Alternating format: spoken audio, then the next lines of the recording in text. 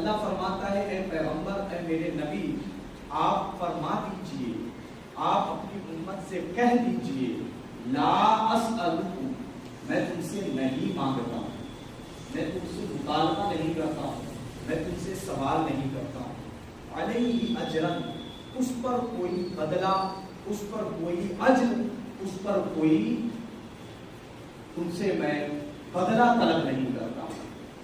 علیہ سے مراد علماء نے اس آیت کی تفسیر میں فرمایا کہ یہاں یہ ضمیر سے مراد اللہ کے نبی صلی اللہ تعالی علیہ وسلم کی دعوت و تبلیغ ہے، یعنی اللہ فرما رہا ہے کہ اے نبی آپ اپنی امت سے فرما دیجئے کہ اے میری امتیوں، ہم نے تمہارے درمیان تبلیغ کی، تم تک اللہ کا پیغام پہنچایا، تمہیں قرآن جیسی لازوال دولت ہم نے دی، میری وجہ سے تمہیں ایمان کی دولت ملی، میری وجہ سے تم مسلمان ہوئے، اللہ کے بندے کہلائے گئے اور اللہ کے محبوب بندوں میں گردانے گئے۔ ان ساری چیزوں کی خدمتوں پر میں تم سے کوئی اجرت طلب نہیں کرتا، کوئی بدلہ تم سے نہیں مانگتا۔ یعنی ہم تک جو ایمان کی دولت پہنچی، قرآن آیا، اس پر اللہ کے نبی ہم سے کچھ مطالبہ نہیں فرما رہے، کچھ نہیں مانگ رہے ہیں، کچھ اس کا بدلہ نہیں چاہتے ہیں۔ یہ کون کہہ رہا ہے؟ پروردگار کہہ رہا اپنے نبی سے کہ تم اپنی امت سے کہہ دو کہ ان کو جو ایمان ملا، ان کو جو قرآن ملا، ان کو جو اسلام ملا، اس پر کوئی اجر نہیں چاہیے، کوئی اجر نہیں چاہیے، کوئی اجرت نہیں چاہیے، کوئی بدلہ نہیں چاہیے۔ تو کیا مطلب؟ اس کے علاوہ کچھ اور مطالبہ ہے؟ کچھ نہیں چاہیے؟ تو کیا ایمان کے دولت ملنے پر ہم سے کوئی مطالبہ نہیں، ہم سے کوئی کسی چیز کے کرنے کا حکم نہیں؟ تو آگے استثناء کے ذریعے اللہ تبارک و تعالیٰ خود ہی ارشاد فرماتا ہے، اپنے غلاموں سے کہہ دے، اپنے چاہنے والوں سے کہہ دے، اپنی امتی سے کہہ دے، اے نبی تمہیں ایمان ملا، اس پر بدلہ تو نہیں چاہیے، اس پر اجرت تو نہیں چاہیے، لیکن ہاں اتنا ضرور ہے، الا المودۃ فی القربى، تمہیں قرآن دیا گیا، تمہیں اسلام دیا گیا، تمہیں ایمان دیا گیا، ان سارے چیزوں کے بدلے تم سے ایک ہی مطالبہ ہے کہ اے لوگوں تم میری اہل بیت سے محبت کرو، تم علی سے محبت کرو، تم فاطمہ سے محبت کرو، تم حسن سے محبت کرو، تم امام حسین سے محبت کرو۔ الا المودۃ فی القربى، ان ساری چیزوں کے دینے کے بعد اللہ کے نبی کو حکم ہوا کہ آپ اپنی امت سے کہہ دیں کہ ان ساری چیزوں کے بدلے مسلمان اہل بیت سے محبت کریں۔ الا المودۃ فی القربى، اللہ کے نبی صلی اللہ علیہ وسلم کے خاندان سے، ان کی اولاد سے اپنی محبت کا اظہار کریں۔ کیوں؟ اللہ کے نبی صلی اللہ علیہ وسلم خود ہی ارشاد فرماتے ہیں، انی تارک فیکم الثقلین، کہ میں دنیا کو چھوڑ کر جا رہا ہوں اور تمہارے درمیان دو بھاری چیزیں چھوڑ کر جا رہا ہوں۔ ثقلین، دو بھاری چیزیں چھوڑ کر جا رہا ہوں، کتاب اللہ و اقرتی، اللہ کی کتاب، اور میری اقرت یعنی میری اولاد، میرے خاندان، اس کو بنگلہ زبان میں شاید کیا کہتے ہیں، بونسو میں کیا کہتے ہیں، ہاں بونسو، میں اپنی اولاد کو اور اللہ کی کتاب کو تمہارے درمیان چھوڑ کر جا رہا ہوں۔ فَإِن تَمَسَّكْتُمْ بِهِمَا، اے میری امتیوں اگر میرے بعد تم اللہ کی کتاب کو مضبوطی سے پکڑے رہے، میری اولاد سے محبت کرتے رہے، اللہ کی کتاب پر عمل کرتے رہے، میری اولاد سے اپنی محبت کا اظہار کرتے رہے، میری اولاد کی خدمت کرتے رہے، ان کی عقیدت و محبت سے اپنے سینے کو سرشار کرتے رہے، فَلَن تَضِلُّوا مِن بَعْدِي أَبَدًا، تو اے میرے غلاموں یاد رکھو میں تو چلا جاؤں گا، لیکن اگر میرے جانے کے بعد بھی تم اللہ کی کتاب پر اور میری اولاد سے محبت کرتے رہو گے تو دنیا کی کوئی طاقت، دنیا کی کوئی چیز میرے جانے کے بعد بھی تمہیں گمراہ نہیں کر سکتی۔ فَلَن تَضِلُّوا مِن بَعْدِي أَبَدًا، میرے جانے کے بعد بھی دنیا کی کوئی چیز تمہیں گمراہ نہیں کر سکتی ہے۔ اللہ کے نبی صلی اللہ علیہ وسلم نے ہمیں اور آپ کو سب سے پہلے گمراہی سے بچایا. ہمارے آباء و اجداد کو ایمان کی دولت ملی, ان کے بعد ہم تک آپ تک یہ ایمان کی لازوال دولت پہنچی. پہلے ہم گمراہی سے بچائے گئے, لیکن بہت سے ایسے بھی ہیں کہ جنہوں نے گمراہی سے نجات پائی, لیکن اس کے بعد دوبارہ دیکھا گیا گمراہ ہو گئے. اور اس کی مثال میں آپ کو ایران اور فاران سے نہیں دینا چاہوں گا. آپ خود اپنے پڑوس میں دیکھیں گے نظر اٹھا کر تو آپ کو نظر آ جائیں گے کہ کچھ لوگ ایسے ہیں جنہوں نے کتاب اللہ پر عمل کو چھوڑا, کتاب اللہ کو مضبوطی سے نہیں پکڑا, اور اطرت رسول یعنی اولاد رسول کی محبت اپنے سینے میں نہیں جمائی. تو آپ نے اپنے ماتھے کی نگاہوں سے دیکھا ہوگا کہ ایک دن وہ مومن کہلا رہے تھے, آج ان کے اوپر مومن کا اطلاق نہیں ہو رہا ہے, بلکہ کبھی کہیں جماعت کے نام سے اور کبھی کہیں وہ فرقے کے نام سے پہچانے جا رہے ہیں. بات سمجھ میں آ رہی ہے؟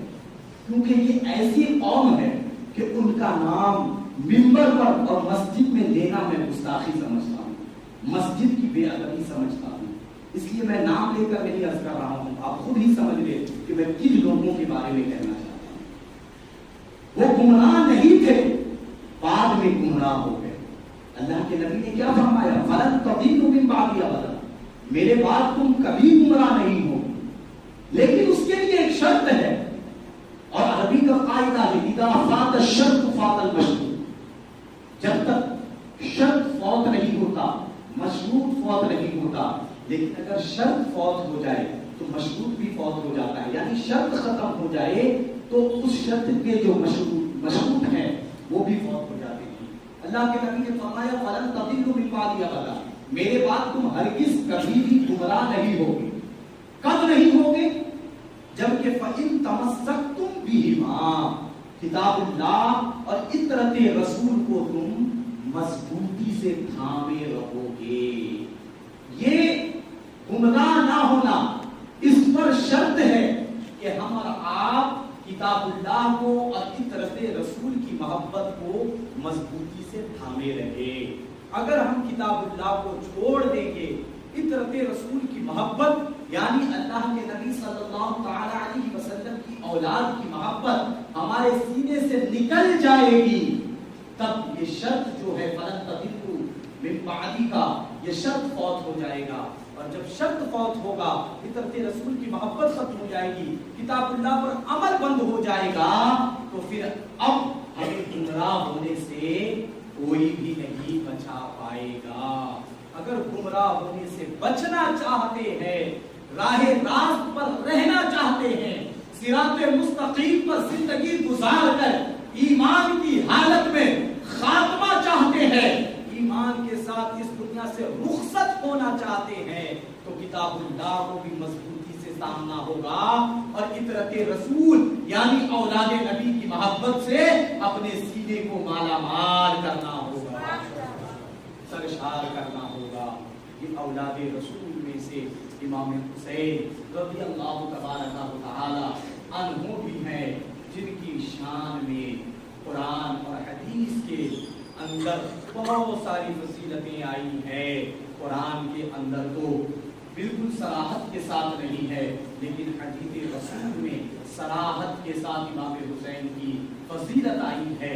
ان کے نام کے ساتھ اللہ کے نبی نے ارشاد فرمایا ہے, ارشاد فرمایا الحسین منی وانا من الحسین, کہ میں حسین سے ہوں اور حسین مجھ سے ہیں, اور جو حسین سے محبت نہ کرے فلیس منی, وہ مجھ سے نہیں ہے.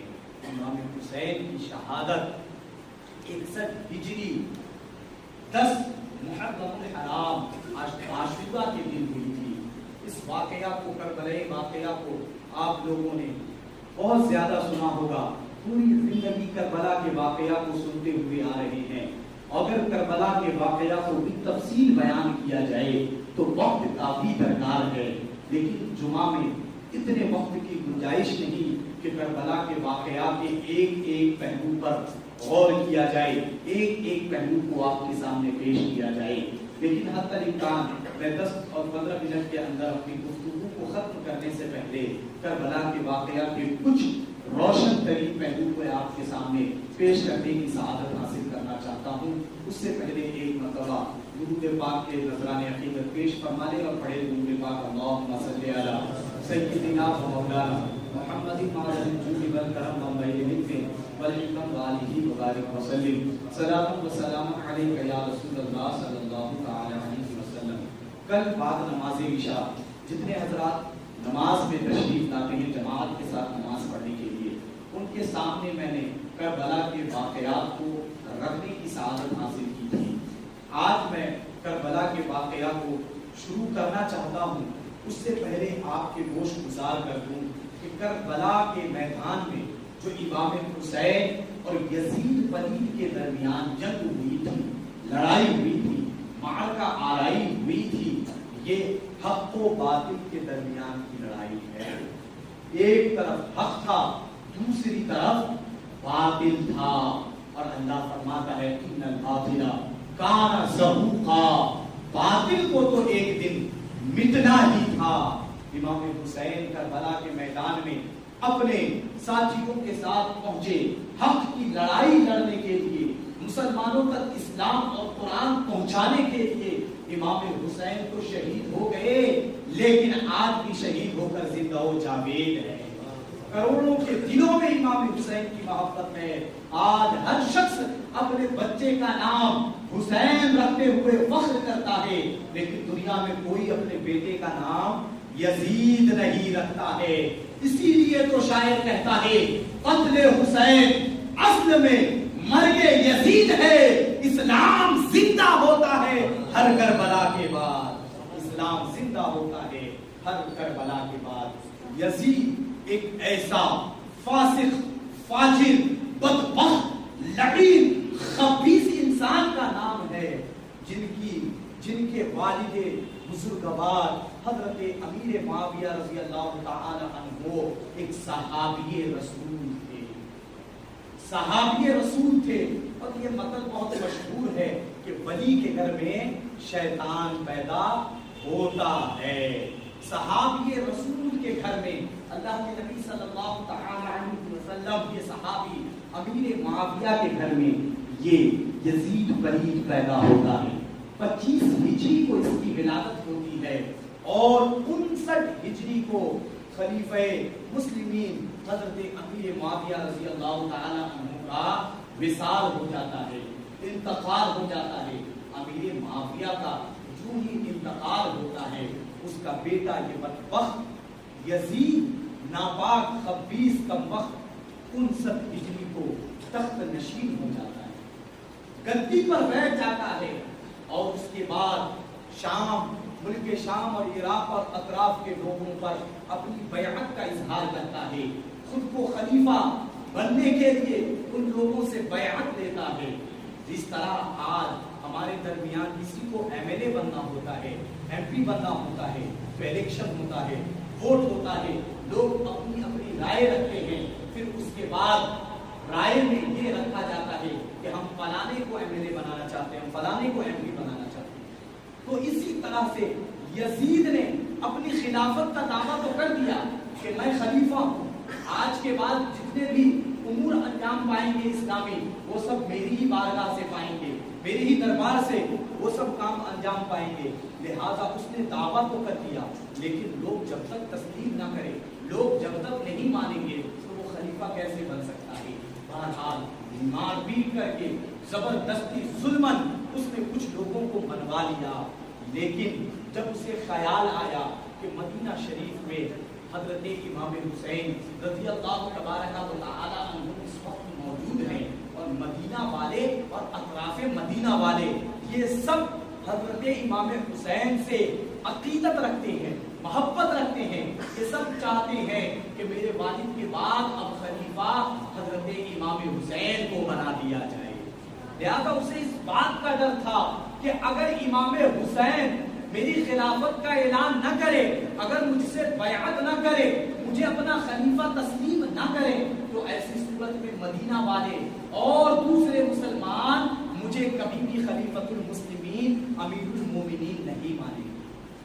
لہذا اس نے اپنے خلیفہ کو بھیجا کہ امام حسین کے پاس جا کر ان کی خلافت کے لیے بیعت لے لے، لیکن امام حسین کو پہلے ہی سے معلوم تھا کہ یہ یزید اسلام کا دشمن ہے، اس کی دشمنی اسلام کے خلاف اس قدر بھڑک چکی تھی کہ اس نے مدینہ الرسول کا بھی خیال نہ رکھا، مکہ المکرمہ کا بھی خیال نہ رکھا، اس میں گھوڑے دوڑا دیے، گھوڑوں کی ناپاکی اور لید اس نے مدینہ الرسول اور حرم شریف کے اندر کروائے۔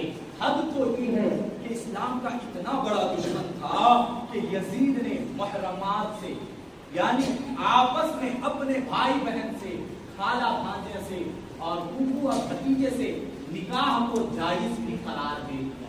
اللہ اکبر، شراب نوشی کو جائز قرار دے دیا، زنا کو اس نے جائز قرار دے دیا۔ اللہ اکبر، اسلام میں جن گناہوں کا تصور کرنا بھی گناہ ہے، ان گناہوں کو اس نے جائز قرار دے دیا۔ بتائیے بھلا امام حسین ایسے شخص کو اپنا خلیفہ اور اپنا امیر کیسے تسلیم کر سکتے تھے؟ بتائیے بھلا یہ لڑائی حق اور باطل کی لڑائی نہ تھی تو اور کیا تھی؟ بہرحال اس نے بھیجا اپنے خلیفے کو اس نیت کے ساتھ کہ اگر امام حسین ان کی خلافت کو تسلیم فرما لے، اگر امام حسین ان کی بیعت کر لے، یزید کو اپنا خلیفہ اور امیر تسلیم کر لے، تو امام حسین کی آسائش کے لیے، ان کے آرام کے لیے، ان کی زندگی میں پریشانی نہ ہو، ان سب کے لیے یزید خود ہی ان کا حل کرے گا، ان کی پریشانیوں کو دور کرے گا۔ لیکن اگر امام حسین یزید کی خلافت کو تسلیم نہ کرے تو پھر امام حسین کے خلاف وہ بغاوت کرے گا۔ بہرحال ایسا ہی ہوا، امام حسین نے اس کی خلافت کو تسلیم نہ کیا اور یزید نے امام حسین کے خلاف بغاوت کا علم بلند کیا، اور امام حسین کو نہ صرف بلکہ اہل بیت اطہار کے ایک ایک افراد کو یوم عاشورہ یعنی 10 محرم الحرام شریف کے دن کو کوفہ کے میدان میں، کربلا کے میدان میں اس طرح سے ظالمانہ شہید کیا، ظلماً قتل کیا۔ اللہ اکبر، وہ وقت اور وہ کیفیت ضبط تحریر بھی نہیں کہ اسے لکھا جا سکے، اور ضبط تقریر بھی نہیں کہ اسے بیان کیا جا سکے۔ صرف اتنا کہہ کر اپنی گفتگو کو ختم کروں گا کہ اگر امام حسین اپنی آسائش کو چاہتے، اگر امام حسین اپنی آسانی چاہتے، اگر امام حسین عیش کی زندگی چاہتے تو یزید کی خلافت تسلیم کر لیتے، لیکن امام حسین نے اپنی آسانی نہ دیکھی، اپنی آسائش نہ دیکھی، بلکہ اپنے نانا کی امت کا خیال کیا، اور قرآن و اسلام کی خاطر امام حسین نے اپنی جان کو قربان کر دینا تو کفارہ کیا، لیکن یزید کے ہاتھ میں ہاتھ رکھ کر اس کو اپنا خلیفہ تسلیم نہیں کیا۔